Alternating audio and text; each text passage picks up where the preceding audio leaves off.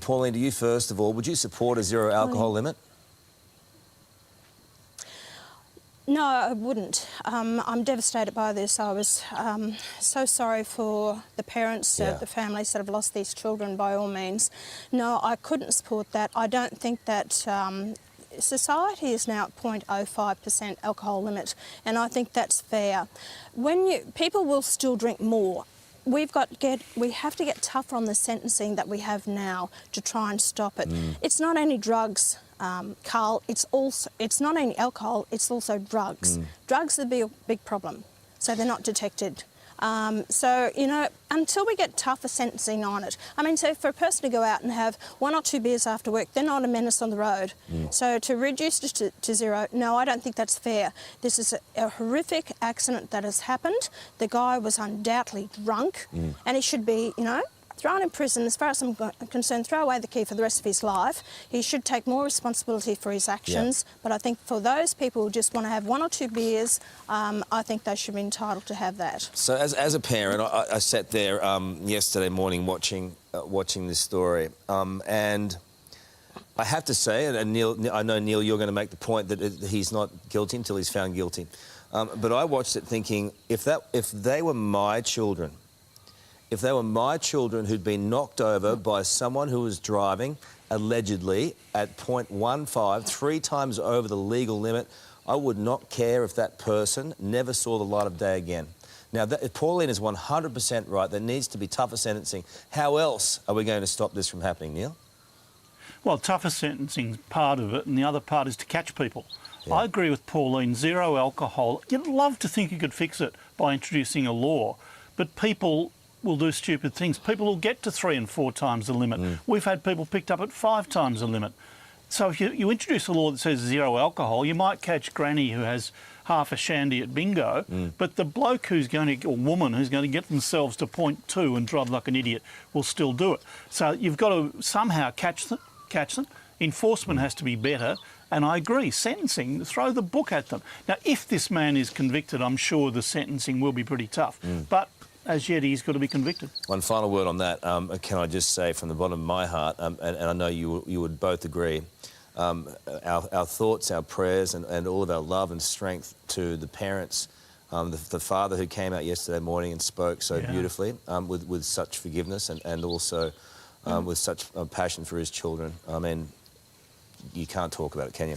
Anyway, we give our love and thoughts and prayers to them. Let's move on. I agree. Well, she's finally gone. Senator McKenzie falling on her sword over the sports rorts affair, quitting cabinet and resigning as Deputy Nationals leader. Pauline, this stinks to high heaven, and it's hitting the PM in the polls. You bet it stinks to high heaven. You know, the little bit that I've read about it, it's because she didn't say she was given this gun club, you know, her membership to this gun club. I'm sorry, that's no reason for the Prime Minister to sack her over that.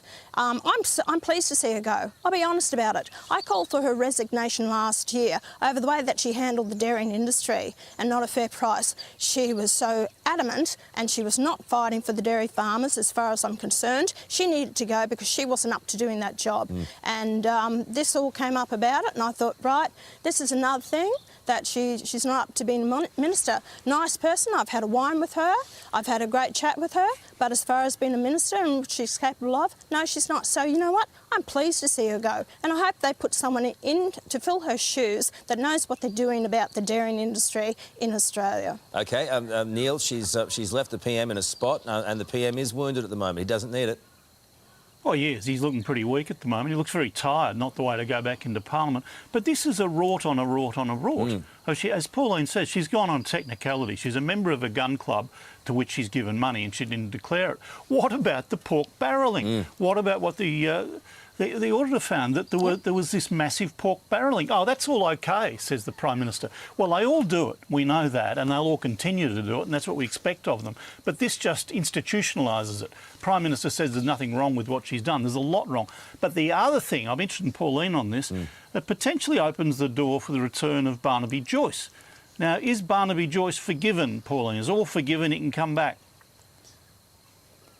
Yes. He'd love to get his foot in the door again, but I don't believe that they will give it to him just yet. And you know what? Would they you need support to get him rid of doing McCormick, that? but I shouldn't say that, because I think I should keep McCormick there because he makes me look good in the One Nation Party, because the Nationals are actually hopeless. Oh, she's not that bad, Pauline. She's not that The Nationals are absolutely hopeless in representing the people in the bush. And McCormick's a lovely guy as well, but I'm sorry, he's not up to the job as well. Get people in who are going to fight for the people in the bush. Barnaby. And I can Bring back rattle off Barnaby. quite a number of things they've done, absolutely nothing. Yeah, look, Barnaby's a nice guy, and I tell you what, he failed the people for the code of conduct in the sugar industry. Sat on his bloody hands for a year and a half, and I was the one who actually got it for them. They're claiming credit for it. All right. Put people in the parliament who's going to fight for the people in Australia. We do have to join him. I want to get this last You one join in. him, That's the Pauline. quote of the day. He makes me look good. I have to finish with this. They and this won't have me, Neil. This is a very, very dark story, but we need to talk about it. I have to ask you both about the massacre of up to 500 koalas killed during a logging operation to clear 140 acres of blue gum in Victoria's southwest. This is disgusting. How on earth has this happened? It is disgusting, that's the right word. Well, we don't know. There are so many unanswered questions here. I'm hearing that the Department of Environment, Land and whatever it is these days has really failed significantly. And they are saying that the people who did it, or some of it at least, worked within the guidelines covering wild animals. Well, if that's the case, rewrite the guidelines. But we really don't know how it happened or why it happened or who did it. Yeah. And if you have people in industries complaining about the new changes in laws and the fact that a lot of these forests are protected, if this is a forest that people were allowed to log in and they've been allowed to do it but they've gone above it, then they can't complain, can they? It's a tricky one, isn't it, Pauline? It is, sorry, excuse me, it is disgusting to hear this happen. Koalas live in only certain habitats and they can't feed off every gum tree, so it's only a certain gum they feed off of, and they're very, they stay in the area that they're used to living in, so they don't venture very far from that area. So if this has been allowed to happen, and I blame the council because they've allowed them to develop there, and this is horrendous. If it's allowed to happen, the death of these koalas, which are beautiful creature, they're native to Australia, and I think we need to really look into this and throw the book at the person who's allowed this to happen or who did it.